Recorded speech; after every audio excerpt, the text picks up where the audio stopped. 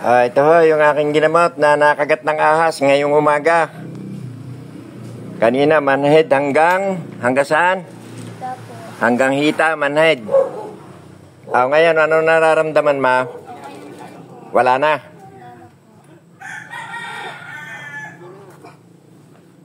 Yung pamamanhid talagang wala na. Wala na po. Ang ulo mo, hindi nasakit. Hindi na po. Ayan, mga kaibigan, shout out sa lahat ng aking mga followers. Ito, ganap na magaling na ang batang ito. Nakagat ng ahas. Tigas Sitio CDCP, Barangay Banilad, Nasugbu, Batangas. Okay na? Okay na? Opo. Okay, sige, tihipan ko pa uli ang isang ulo mo.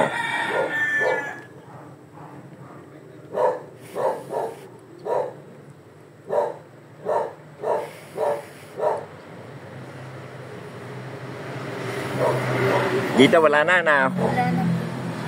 Ito ang nakagat ng ahas. Ito. Ayan, yung isa maliit laang. Yun. Okay na ha? Normal na. Sige, okay. Thank you, Lord. Sa panibagong pagpapagaling ninyo sa aking mga ginagamot. Salamat po, Panginoon.